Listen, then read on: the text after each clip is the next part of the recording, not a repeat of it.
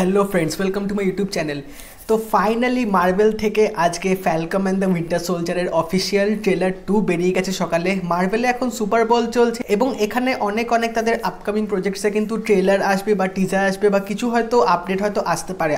আপাতত the Falcon and the Winter সোলজারের trailer বেরিয়েছে এবং এটা রিলিজ ডেট দিয়ে দিয়েছে। তো এই 2 মিনিটের ট্রেলারটা কিন্তু আমরা অনেক কিছু ডিটেলস দেখতে পেয়েছি, অনেক কিছু আমরা ইনসাইটস পেয়েছি, যেগুলো দেখলে কিন্তু বোঝা যাবে যে এই ওয়েব সিরিজটাও কিন্তু যথেষ্ট রকম ভালো হবে এবং এখানেও কিন্তু আমরা হয়তো কোনো আপকামিং মুভিসে হয়তো লিঙ্ক পেতে পারি।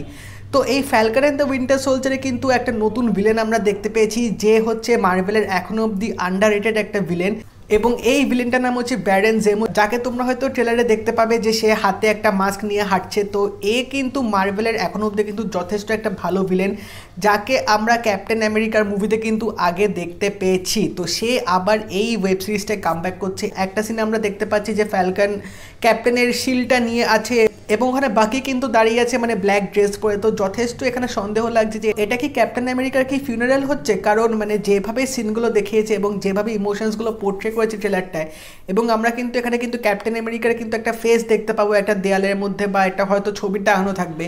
তো সেটা থেকে কিন্তু যথেষ্ট রকম একটা সন্দেহ দানা গজাচ্ছে, যেটা হয়তো দেখলে বোঝা যাবে।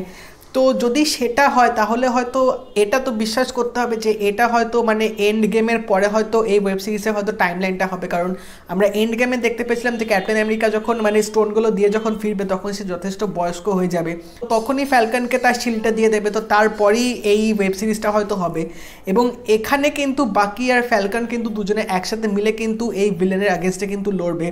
এবং একটা মেয়েকে আমরা এখানে দেখতে পাচ্ছিলাম ট্রেলারের মধ্যে, যে একটা মাস্ক পরে নেবে হঠাৎ করে। তো এ কি পেগি কার্টারের সাথে কি কোনো রকম রিলেটেড আছে নাকি, হয়তো কাজিন হতে পারে বা হয়তো বোন হতে পারে। বাট সিরিয়াসলি বলছি, আমার ট্রেলারটা কিন্তু দারুণ লেগেছে।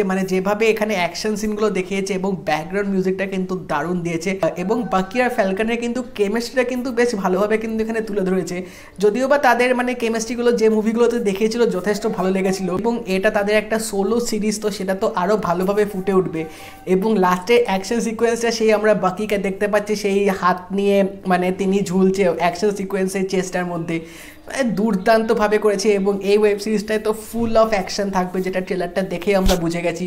তো দেখা যাক আরও কী আপডেট মার্ভেল থেকে আজকে আসতে থাকে। এবং এই ওয়েব সিরিজটা কিন্তু মার্চ মাসের 2nd উইকে রিলিজ হবে।